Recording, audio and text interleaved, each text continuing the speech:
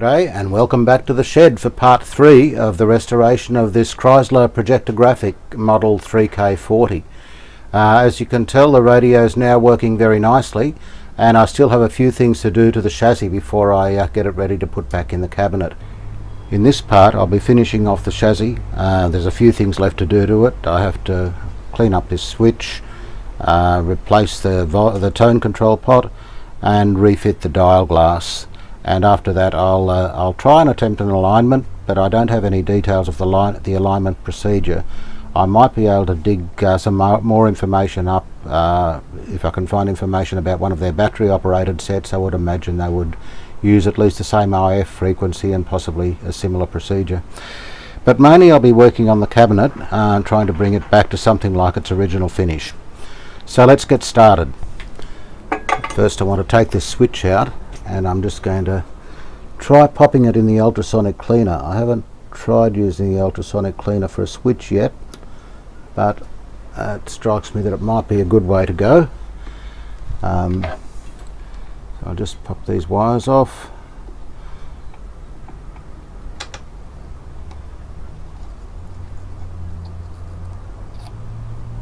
They come out easily, luckily. This one might be a little bit more difficult.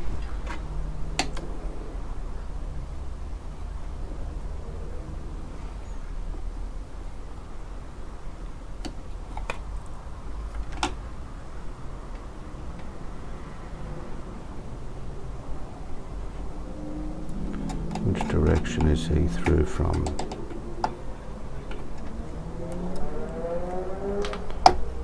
There we go.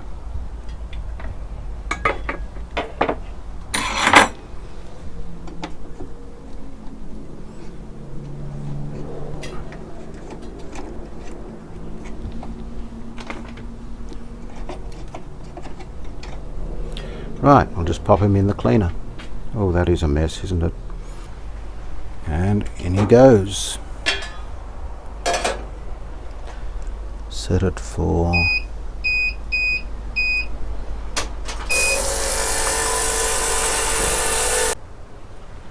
well, it should be all done.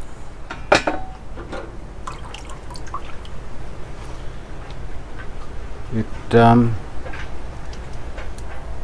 look particularly clean. It has cleaned up reasonably well, but it hasn't done very much for the contacts. They're still tarnished looking, although yes, probably cleaner than they were.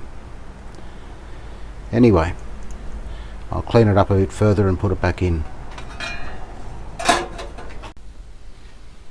I'm just changing over the tone potentiometer to one that has a power switch on it. And I found this one here, which is 500k. The original was 250, so I'll just put a 500k resistor in parallel across it. The original tone switch had a very long shaft. It was 75 millimeters long, which is very unusual.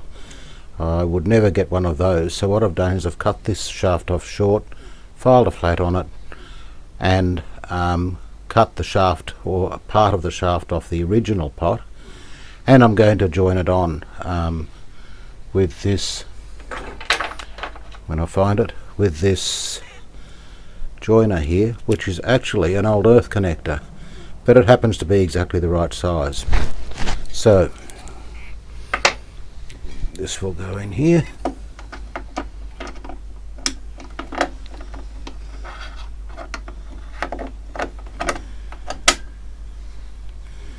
And washer on top of that. Spring washer and the nut.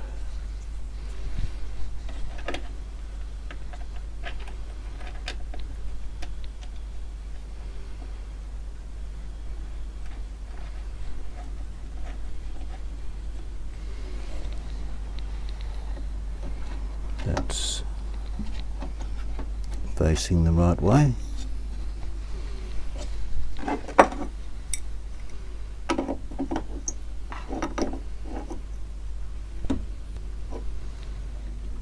Pretty tight. Then I don't know if I can get this on now. I think I'll have to take it out and put the shaft on it before I mount it. Alright, try again. I've remounted the pot with the connector pre-fitted to it and found myself a 9/16 spanner just to tighten it up a bit more easily. So there we have it. The other half of the shaft will just slot in there, he says, hopefully. Yep, that's looking good. Slotting in nicely, and I'll just tighten up the screws on it.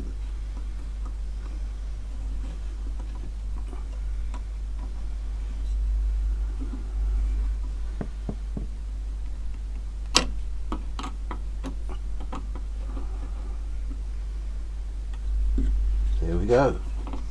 Now this one measures I think 470k across it. I think that's right, yeah, 470.47 meg.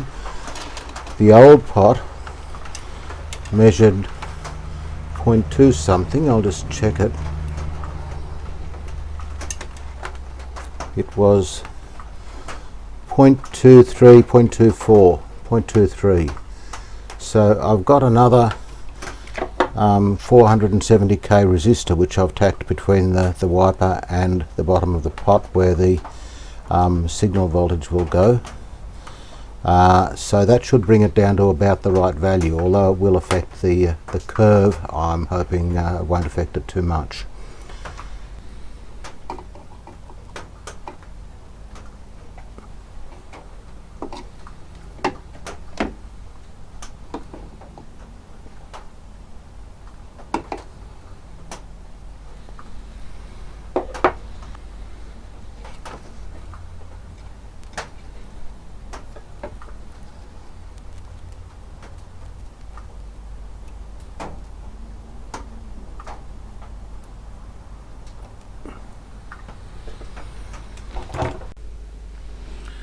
Fitted the new tone control pot with the main switch attached. The other thing I've done is the transformer here has multiple taps for 220 volts AC, 240 and 260 volts. The cord was originally attached to the 260 volt tap, but since our mains voltage here tends to hover around 235 volts, I've moved it to the 240 volt tap. Originally we had 220 volts on the plate of the output valve, so I'll just have a look in a minute and see how much difference it's made. I don't expect anything major, but of course to do that I'll have to turn the chassis around, and that's a bit of a job, so I'll come back.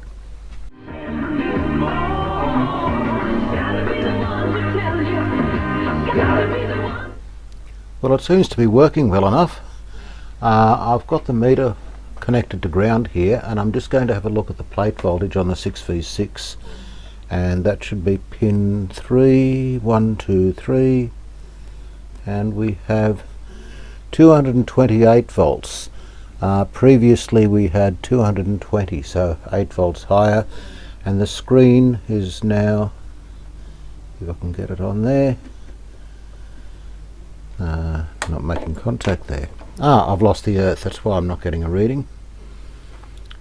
We'll just clip that back on.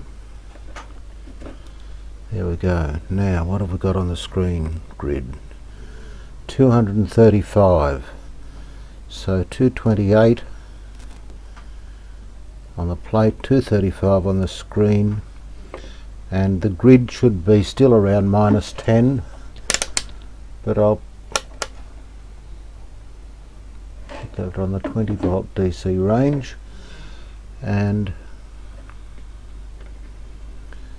we have -12.1 volts grid bias, and I must say it does sound a little bit cleaner now, so I think it's a good thing I changed those taps. Anyway, that's it for the tone pot. A couple of other things to do, so on with the show. Should we play more of this?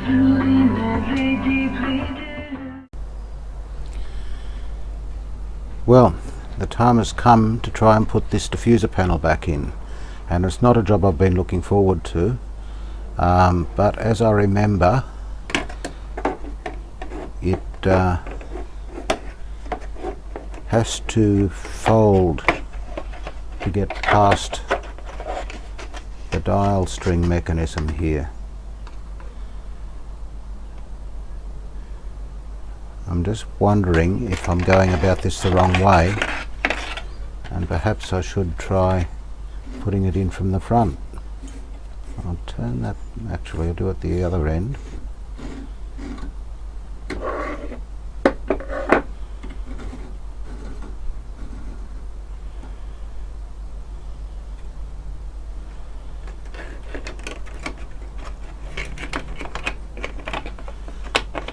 Bend it a bit to get it through,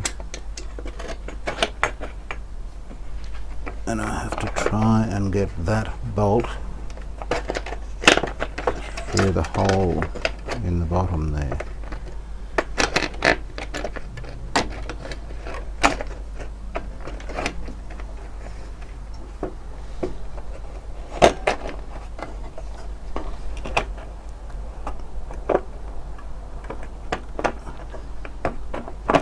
That went in okay. That's in the wrong hole, but that can be easily fixed. And I can then probably bend this to go through here.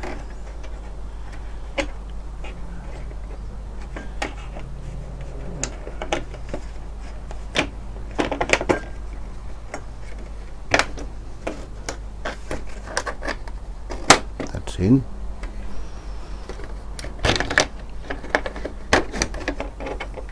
Then that goes, yep, success. That's where it should be. It's cleaned up well. A little grease mark on it there.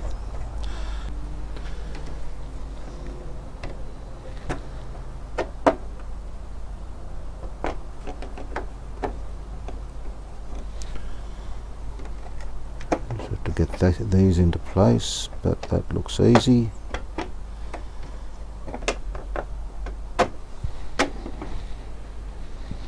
There we go. I'll just put some nuts on that and we're in business.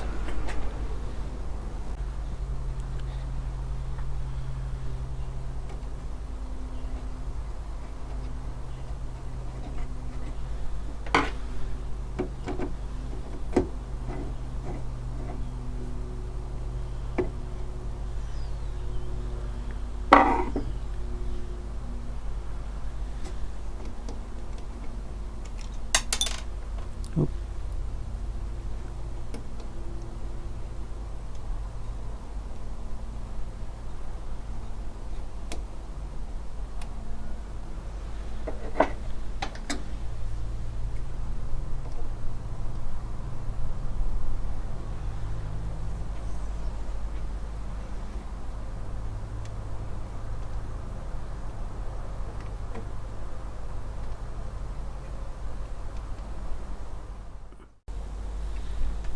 I've been cleaning up this little lamp holder which slides along and projects the images of the station onto the front of the dial, and I noticed that these clips which hang over the top of the rail here and slide along are wearing very, very thin, and this one was so thin it bent out very easily. So I don't think that's going to last much longer. What I'm going to try to do is to put some solder onto it to see if I can reinforce it a little bit. I'm just going to put a little bit of flux on it to start with, not too much. I have cleaned it up as well as I can.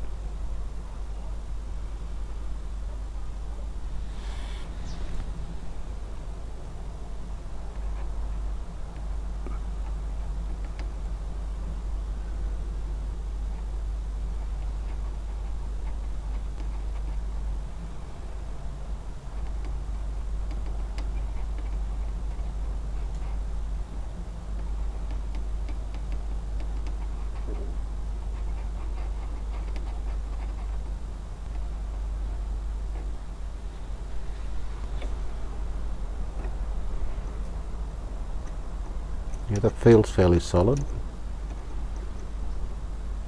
I'll just try and get the solder to take a little bit better along the bottom there.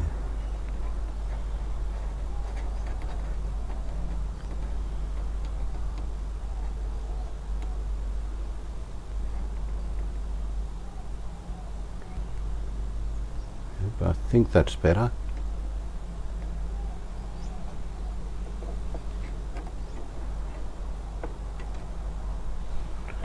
Just try and move the solder a little bit along the back.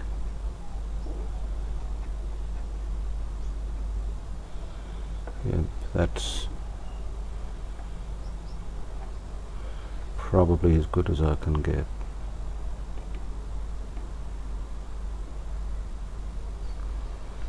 Alright, and I think I'll put a bit of solder on the other side too. It's not as bad as that side, but it will be eventually if I don't do something about it. I've put some solder on the other side now and cleaned it up a bit.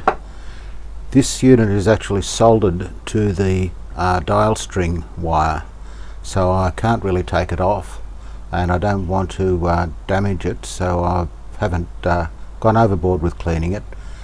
I've re-greased the top of the rail here that it slides on, and now I just need to fit it back onto its slider like so, and that should now travel across. Now the other issue I have with this is that this light that fits inside it really is a dog's breakfast. There's the remains of what might once have been rubber there. A couple of soldered contacts, and the bottom is actually soldered onto the globe. I'm not sure if I want to put another globe in there or not. It is still working, but perhaps I would be better off to. The other thing is that this was not sitting in here properly, and I guess I must have done it previously, fitted this cardboard tube to it so it just sat inside like that. However, that's not very satisfactory, and it doesn't hold it in quite the right position, so what I'm going to do is what I think the original arrangement was. There's this little ridge around here which sits inside a couple of little pressed out holders there, but to do that the wire would have to go through from the other side, and I'll try and clean this up a bit and make it a little bit more satisfactory as well.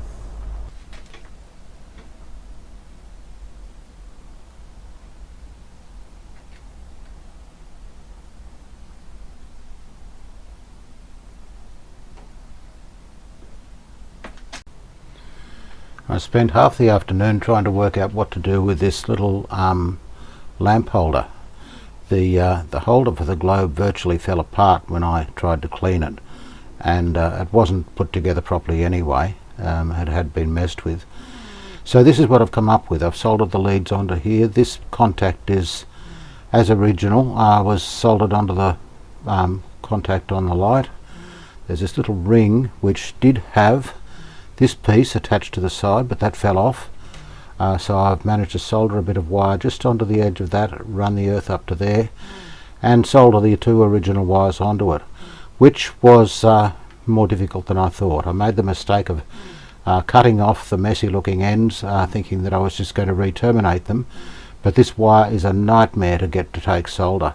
I've tried everything. I tried rust converter, various cleaners, scraping, whatever, and I did finally manage to get it to tin up a little bit, and the contact seems to be good. I've turned it on and the light bulb lights, so that's a win as far as I'm concerned. Now what I've come up with is a various collection of things I found in well, this was in a tap washer repair kit and a grommet, and there's a little flange inside here which holds the bulb in place, and I'll just feed it through here until that ring hits the flange. Holding it in there, I then press this grommet into place, and I've already messed it up because that grommet is supposed to have that cut on the inside. I don't want to redo the whole thing, so What the hell, I'm going to cut it. That's unfortunate, but there you go.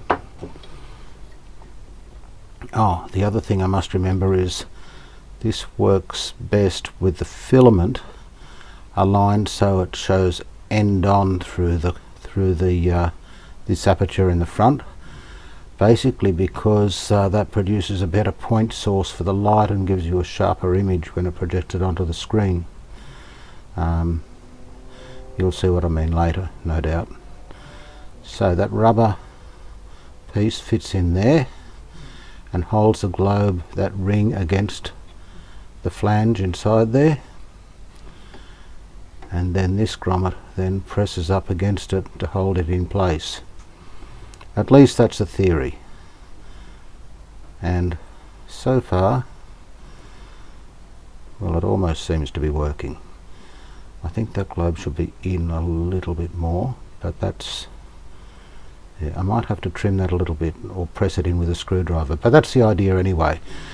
And this then moves along, light beam shines through there and casts the stations onto the screen. Well, I just had a little incident where I put the lamp in the lamp holder, switched it on, and not only did it fail to light, but smoke came out of it. So I turned it off quick smart, needless to say. And yeah, I've made a bad mistake here. I assumed that the brown wire here was the non-earth side of the filament voltage and the black one was to ground. Wrong way around. So when I put it in the lamp holder, of course, it earthed the 6.3 volt AC to ground. And I'm very lucky I didn't fry the filament voltage, but the filament winding on the transformer. But it seems to be okay, so phew, we're okay. I've just got to swap these wires over and we should be good.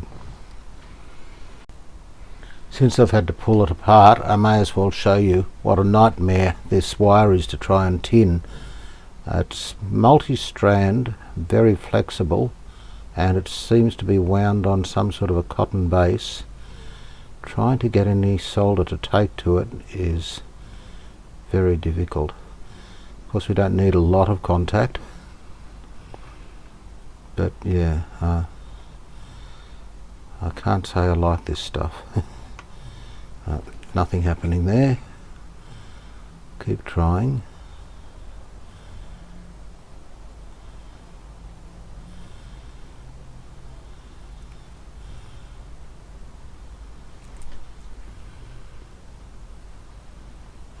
I have used every means I can think of to clean this, to make it tape solder. It doesn't seem to help.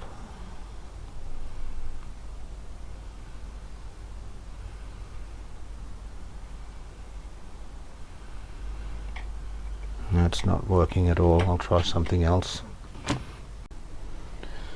Well, after a lot of mucking around, I have managed to get a functional solder joint on these wires. It doesn't look pretty, but I think it'll work, and it will, there's one loose strand there, will hold it together. I'll just try and pick up that loose strand and then put the heat shrink over it, cross my fingers and try again. So finally it's in and working. There we go. All that effort to make a little light shine out of a hole, but there we go. It will do the trick. I've been thinking for some time about how I was going to fix this band switch. It has this connecting piece which connects to a shaft which runs out to the side of the cabinet where the band switch is, and that's another thing. I'll have to find a knob for that because it was missing.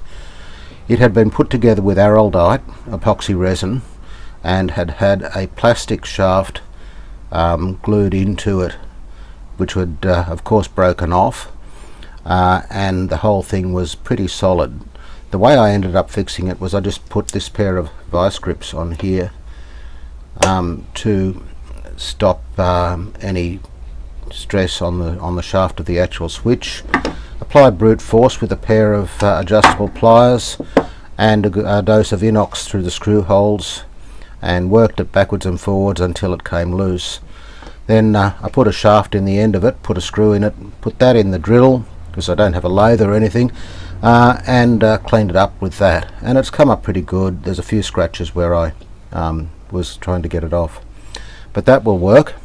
Now, rummaging around the shed, I found this piece of 6mm steel rod.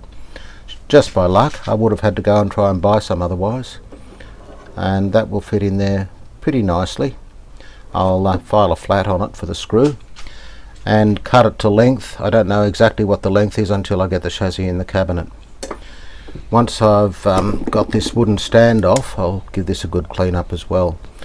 I also noticed that this little pulley here that the string line runs in, and I've left that loose because I don't know, I have to adjust the pointer yet, is chipped, and it's made of wood like all the other pulleys on this, so I'll have to think about a way to fix that up.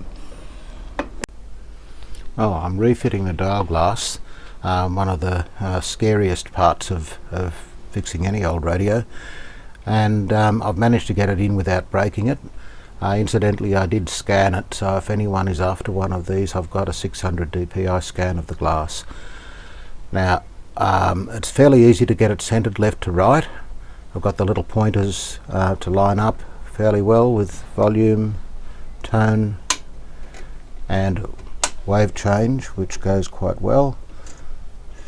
But the vertical adjustment I'm not too sure of, so what I've done, I've pulled the Bakelite escutcheon off the cabinet. I'll need to take it off anyway to do the cabinet, not fairly shortly, and I'm just checking to see where it would ideally sit, and actually I think that's pretty good. I would kind of like those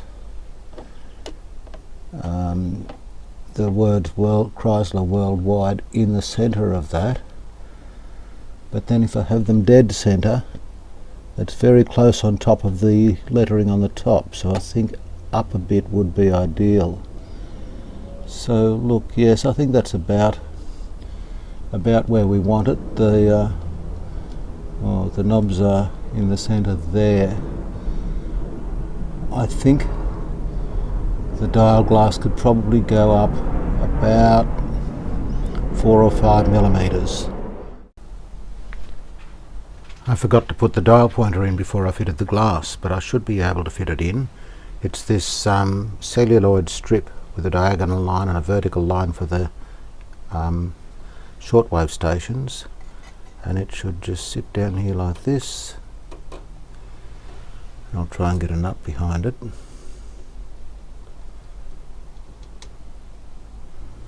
Without dropping it. That's probably not going to happen. No, dropped it. Okay, I'll try again. Well, I've got the dial fitted and all lined up. I've put some closed cell foam under the clips here because the original ones were very hard and crunchy, and it all seems to line up and work well enough. So I'll just turn it on, and as you can see, the cursor being on an angle just moves down each consecutive row of stations, which gives you an expanded dial by a very simple mechanical setup. I don't have the speaker plugged in, so you're not going to hear anything. With the screen up here,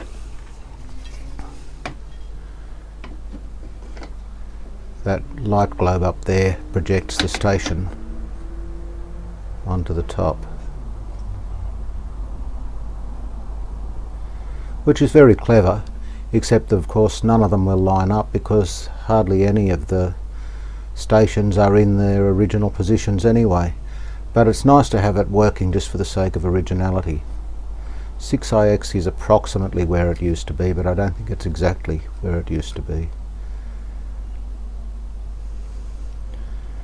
So we're almost at the stage where I can put this back in the cabinet, except for one thing, and that is this dial light also shines out the back of the cabinet, and I want to put some kind of shade on it to direct the light towards the front. Well, as you can see, the dial light shines everywhere else as well as on the dial glass at the front, and I want to make up some kind of a shield. to stop it shining backwards, to sit there and direct it forwards. So I've come up with this. Now, I haven't developed a taste for energy drinks, although this one says it provides motivation and contains guarana. So I'll try it and see what it's like, and I should be able to make something out of the empty can. So this is what I've come up with. It doesn't look very much like an energy drink can anymore, and it does send the light very nicely onto the dial and keeps it out of other places, which is basically what I wanted. It does kind of still look like a tin though, doesn't it? Not much I can do about that, I'm afraid. Just having a look at the back of the cabinet here, and it's in remarkably good condition. Everything is tight and as it should be. I'm just about to take out the speaker baffle, and I'll be replacing the grill cloth. Although the grill cloth in it is quite tidy, it isn't really period correct. It was what was around at the time, I suppose, but I have got some new stuff I'm going to put in it. Other than that, all the cleats are in place, nothing's loose, nothing's out of place. It is in really good condition. Well, it's a nice early spring day, and a great time, I think, to start on the cabinet.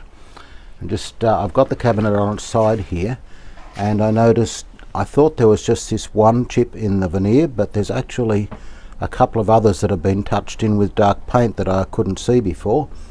So there's one largish one there. It's about 15 millimeters, and this one here goes in about 45 millimeters. There's a couple of other tiny ones there which I might try to patch, or I might just be able to fix up with filler. So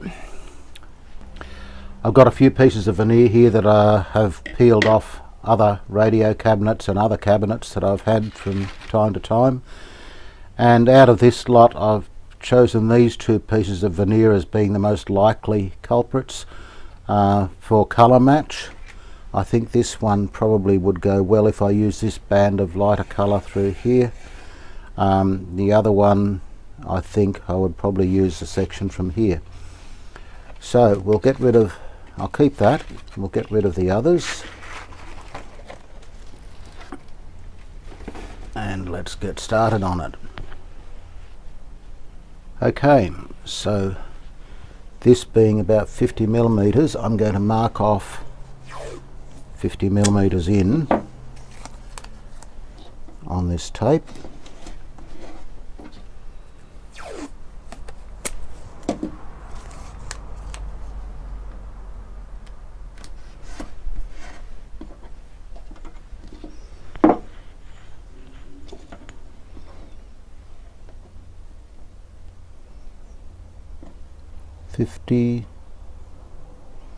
And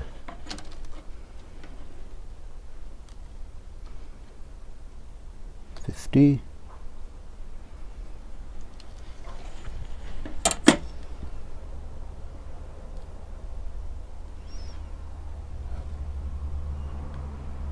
Oops, that's just outside the line. And put another piece of tape across here.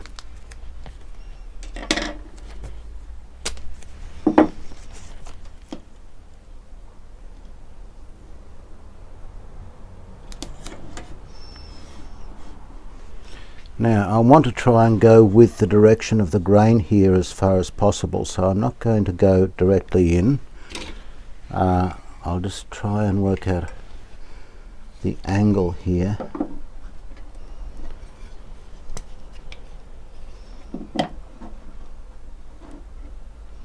Something like that. I need to come to a point about there, so I'll perhaps a bit more, perhaps that.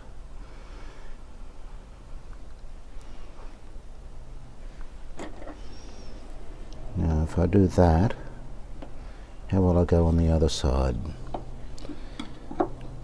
I'll be able to come in at I think a steeper angle there. Alright, I'll increase the angle just slightly. I'll try that.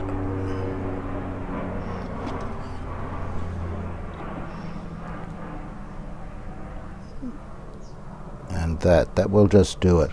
That way I'll be able to have a symmetrical cut, which makes life easier. Alright, so what we're looking at there is a cut down to this point here. Sorry, it's hard to see the pencil on the blue tape, but I've run out of light coloured tape. Nice sharp new blade in my cutter.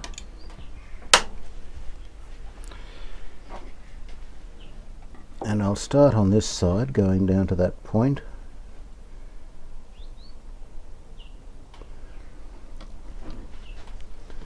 And using light strokes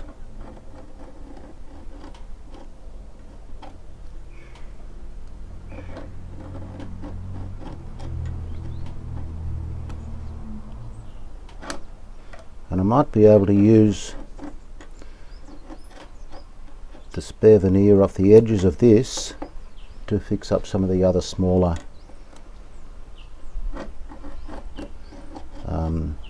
pieces of damage.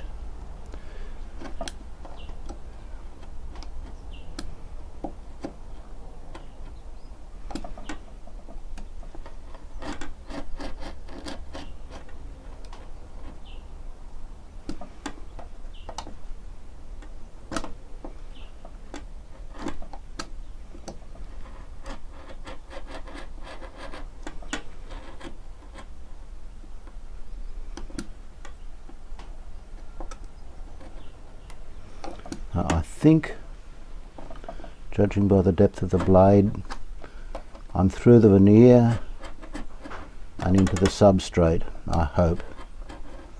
Yep, I can see the edge of the veneer just moving a little bit there.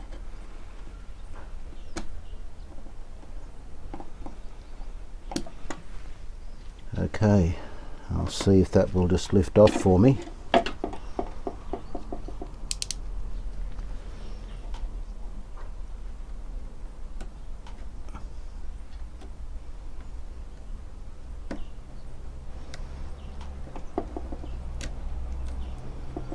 There we go, and this corner is going to be a little bit more tricky. In fact, I'll leave that corner until I've done the other side. Just level that off.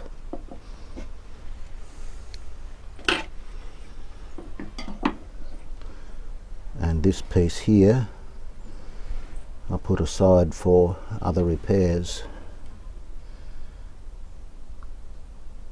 Okay, so that's a nice point there.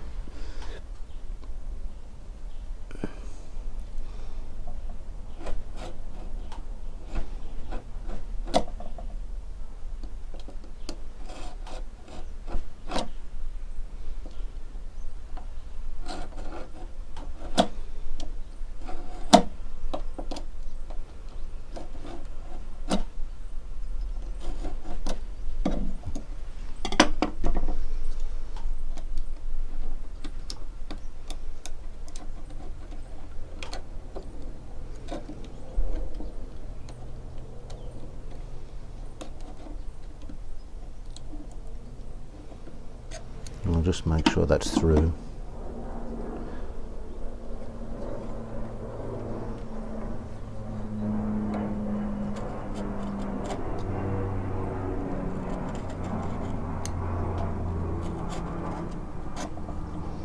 There we go.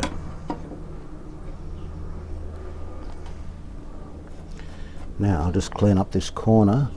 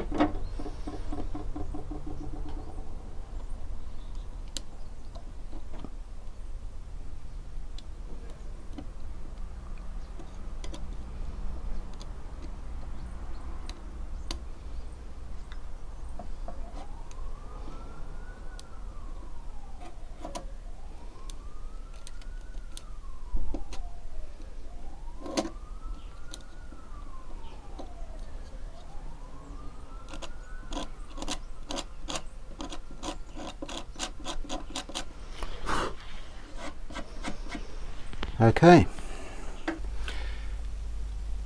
I've cleared some space on my bench and I've taped this piece of veneer flush with the bench top just to make life easier, so I can run a measure along it. And I'm going to run a line, I think I'll make it 53 millimeters in. That gives me a little bit of extra length, so that if the angle's not perfectly right, I've got the ability to trim it so that it will fit nicely. So I'm just going to draw a line across here at 53 millimeters. I know the pencil width will give me another half a millimeter, but it doesn't really matter in this case. So I have a 53 millimeter line. Now I'm looking at this section of lighter grain here, so that about there will be the center of the angle. Leaving this gauge where I left it before. And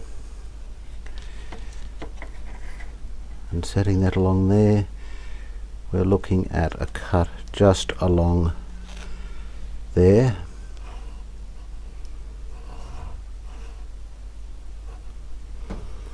And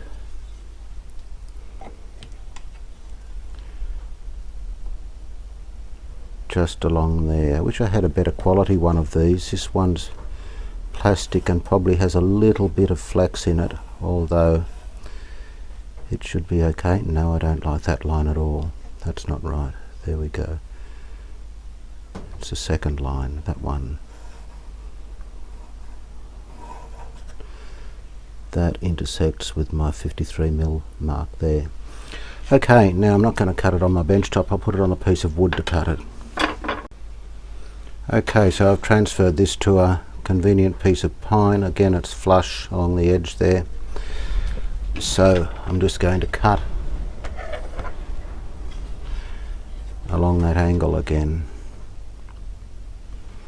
I'll start with this side because, oh no, I'll start with this side because I'm standing this way, and I might just have to move the camera out of the road to do the other side. We'll see how it goes. Right, so I'm doing this left-handed, of course, which I don't like. Multiple light cuts.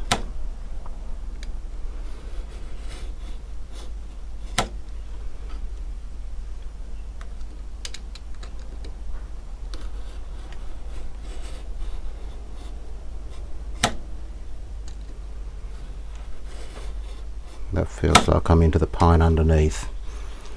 And this side, I'll just turn it around like this, that'll be alright.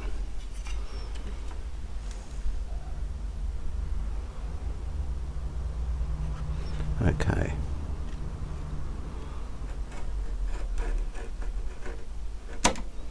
Just a light cut on top, and then the knife will always follow.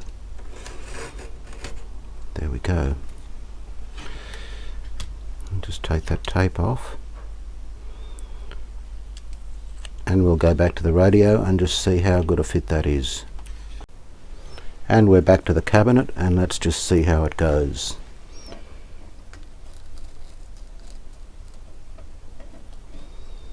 Yep, the 53 was a little bit much. That looks good, and it feels fairly flush. That's one of the reasons I like to use veneer off old cabinets, because it tends to be thicker than the new stuff you get. There is a dark band there. Oh, I think I'll manage to disguise that alright. It really won't be very noticeable. And I'm doing this before I sand the side of it, because it will be easier to blend this in afterwards. But I'm pretty sure that will be okay. Now I can pull this off now.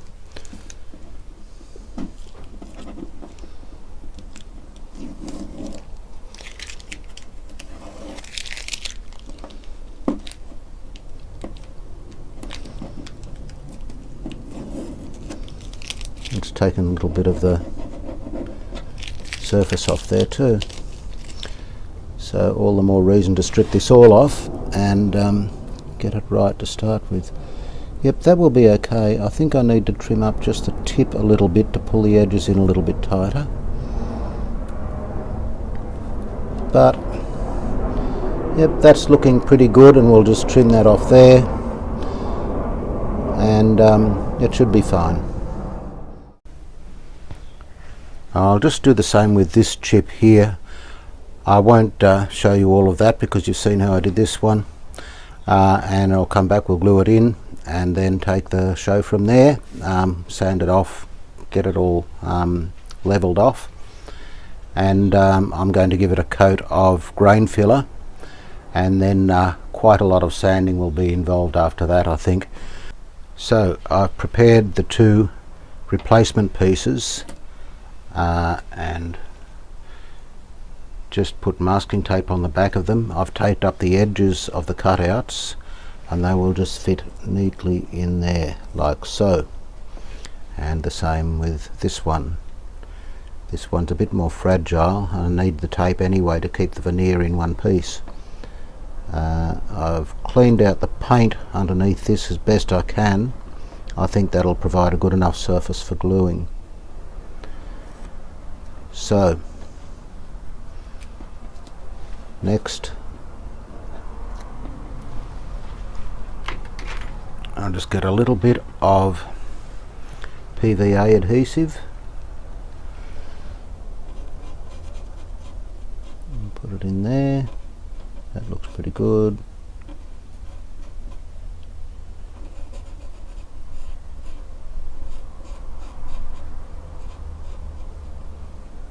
That should be fine. And this one too.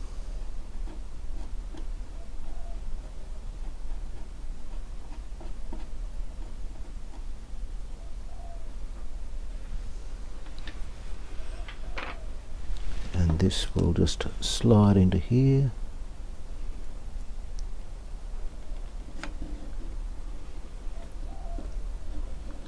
That's pretty good. Make sure it's firmly in. And the same with this one.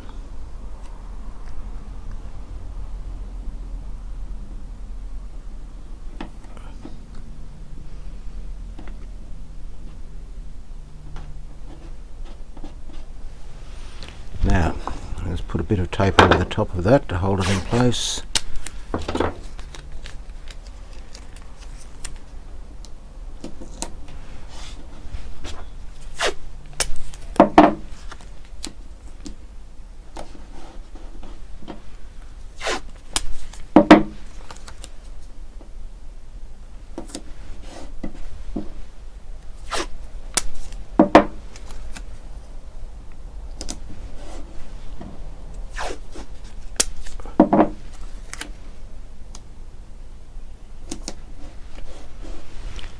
I have a couple of clamping blocks here which I'll just put over there like that,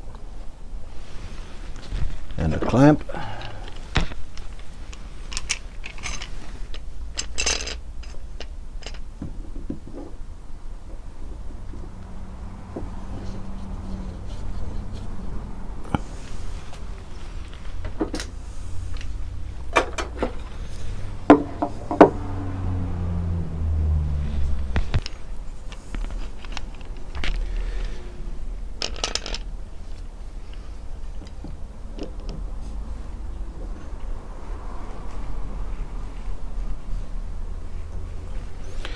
So I'll come back in an hour or two and see how that's gone.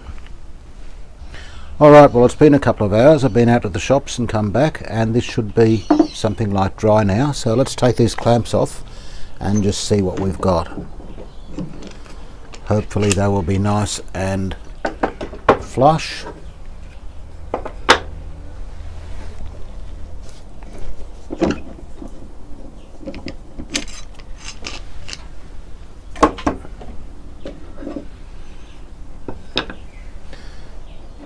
Right.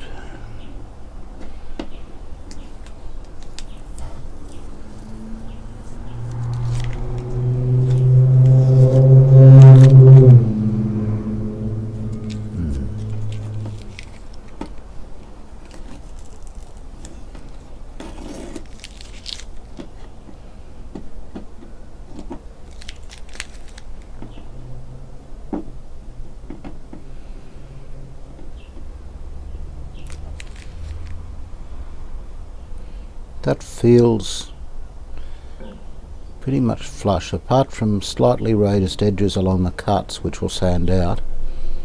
That's pretty good.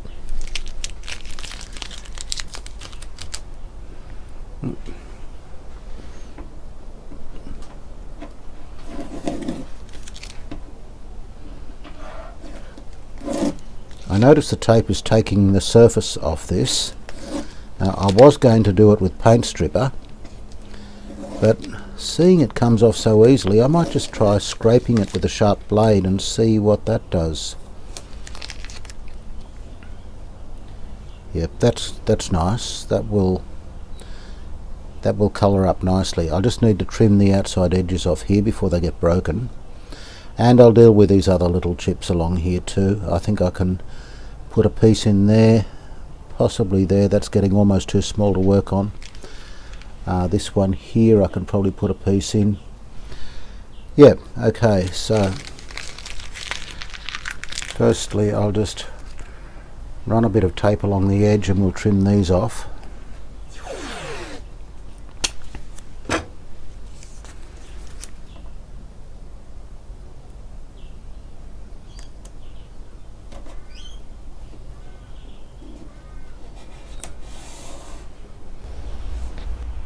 And there we are with the edge trimmed off.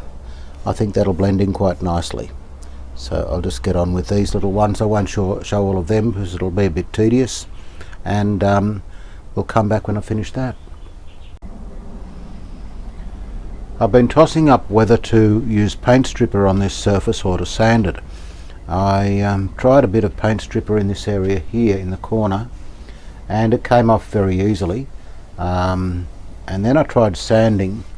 That's pretty easy too. The surface does come off pretty well, but there's still a bit of shine through there after sanding it, and I think I'd probably have to sand it quite hard. I was using 120 grit paper, and I don't want to go too far on it. The more gentle I can be with it, the better. So I think I'll go with the stripper. There's also an indentation here, looks like an impact of some sort, and I would struggle to get that out with sandpaper. The stripper at least will take the varnish out of it, and I can hopefully smooth it over and make it less visible, although I don't think I'm going to be able to get rid of that. It's not very noticeable, but I'll do the best I can with it. So paint stripper it is, and I'm using this product here, Septone paint stripper, which I got from a car shop. Again, it's for automotive use, and it says it removes all automotive finishes. Well, I figured if it removes that, then it'll remove this easily enough, and it does. It only takes 15 minutes, and the stuff just peeled off with a razor blade. So I'm going to do that. I'll just take off these little bits of tape which are covering some tiny little repairs I did to the edge. I've got it, and then I'll just give it a coat of this and see how we go with it. I think this will be the easiest way to go. This stuff is quite thick, kind of like a jelly. Come on, a bit more. I have a feeling it might be like a sauce bottle and suddenly it'll all come out at once. I'll leave it at that, I think.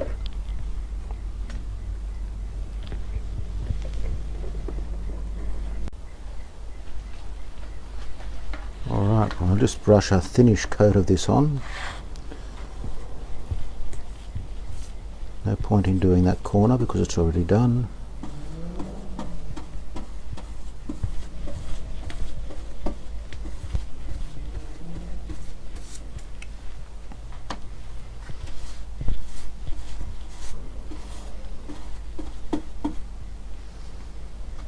It didn't, when I did my test patch, it didn't require a great deal to be effective. All the fumes coming off this are interesting though. Good thing I've got the door open. I'll get this on quickly and then go out for a breather, I think. Okay. Well, it says to wait 15 minutes, so I'll wait 15 minutes and come back and see how we go with it. Well, there's a big blob there. Don't want to leave that there. That's had plenty of time now, and it seems to have taken over the whole surface. Some areas have stayed dark and others are light, but the light ones seem to have come loose all the same. So I'll peel all of this off, starting from the bottom.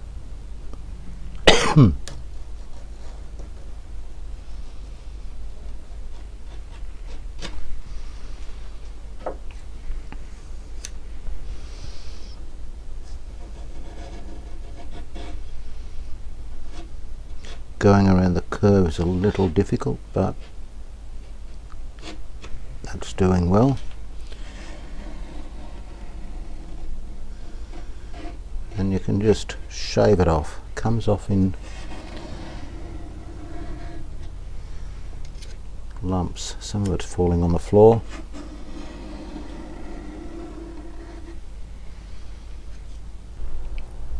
I will still sand this after stripping it, but instead of using the 120 grade paper that I was using initially, I'll probably start with 240 grade and then give it a rub over with 600 before applying grain filler, and that should bring it to a nice smooth glossy finish.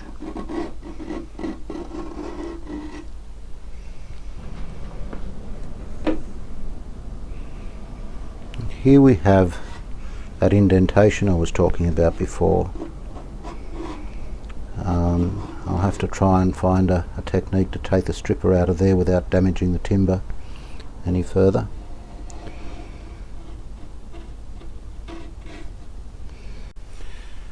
Well, that's all come off quite well. It took me probably 15 minutes to get it all off, and I'm just going to give it a sand with 240 grit paper, just a light sand, and see how that's taking off just the residue of the paint stripper. There's a little bit left on the surface there that I haven't got, so I'll just, with the razor blade, just scrape that back. There we go. I'm probably going to come across that, so I'll keep the razor blade handy.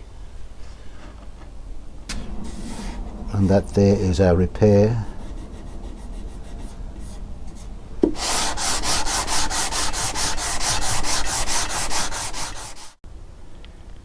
Well, there we are. I've given it a light sand with 240 grit paper. In one small spot I had to resort to 120 to get through some residue of the paint stripper.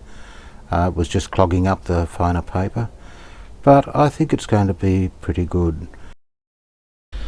I noticed on the top of this radio, and it's the only spot where there is any, there's a little bit of bubbling veneer. That just moves under your finger when you touch it, and it's raised up a little bit. So I'm going to try to get some glue under that, and what I'm going to do is just run a cutter very carefully through it. There we go, and that's going straight through.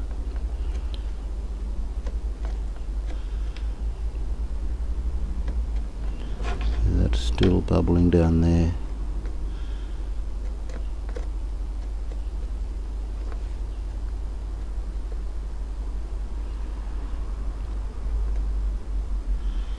I think that's about the extent of the bubbling there.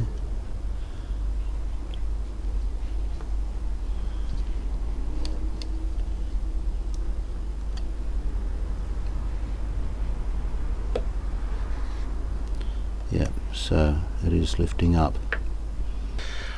I'm going to prepare some wood glue to be injected under the veneer. I've used this technique on gramophone cases and radio cases covered with leatherette and Rexine, and I've occasionally used it successfully on peeling veneer. So I'm going to give it a go on this radio because it's probably the least intrusive way of sticking back bubbling veneer. I've got this syringe here which it's partly loaded with water, so I'll just squirt that out.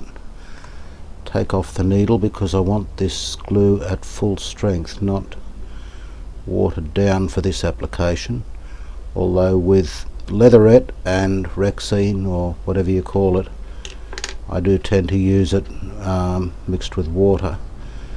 I've found with veneer that often isn't enough to hold it down and it lifts again, so I'm going to use it full strength, and I think this needle will be big enough to squeeze it through. There we go. So I'll just wipe that off and put the needle on, and I should be able to, yep, we can squirt glue through that. That's good.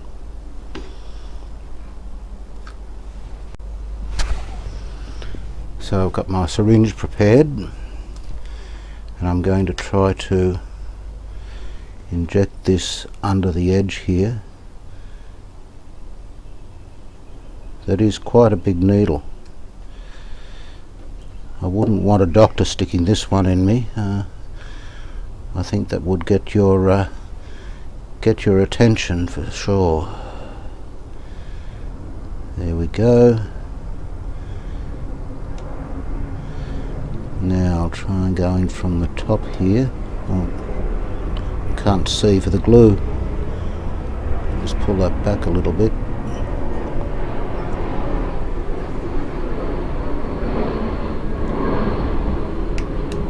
There we go.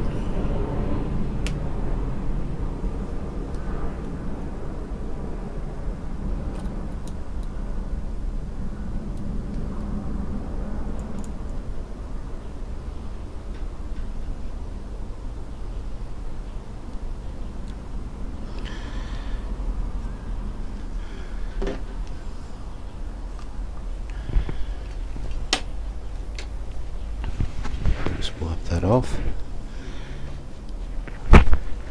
and I'm going to put a piece of tape over it.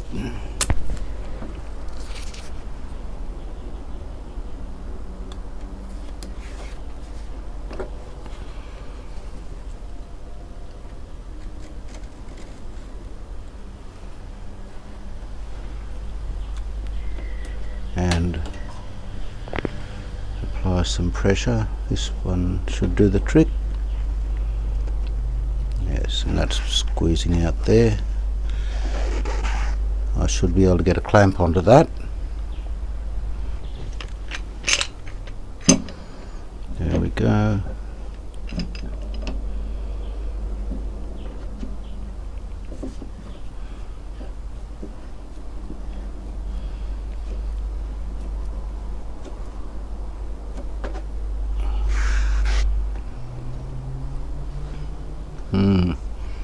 I'm not sure if that's applying pressure evenly over the whole surface. The packing piece is just lifting off a little bit at the back there. I might try something else. I'm going to try these dumbbell weights. Pick these up off the Verge. People buy these things, and when they don't look like Arnie Schwarzenegger after a few weeks, they throw them out on the Verge, and they make quite useful weights for gluing and such. So that's 2.5 kilograms each. I've got 5 kilograms on that. I'm thinking that will probably be enough. So I'll give that a little while, come back and see how it turned out. Well, I've left these overnight, and I hope that's not too long. We'll take the weights off and see how it looks.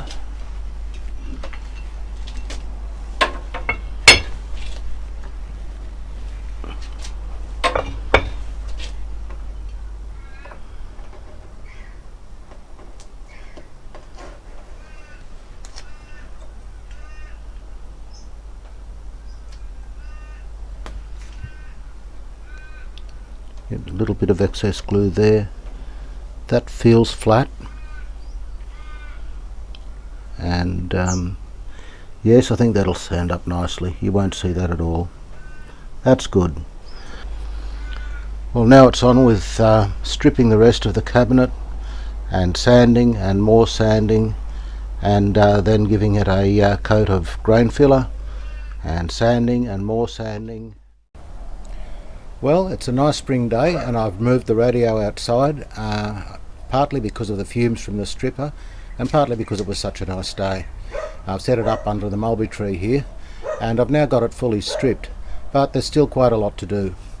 Also, there's a couple of little things I need to do on the chassis, and I haven't even started attempting an alignment yet, although I have found out that the IF frequency is 458 kilohertz. But this video is already over 1 hour, and so I'm going to have to end it here, and there's going to be a part 4. So thanks for watching, and I hope you can join me in the shed in a couple of weeks for part 4.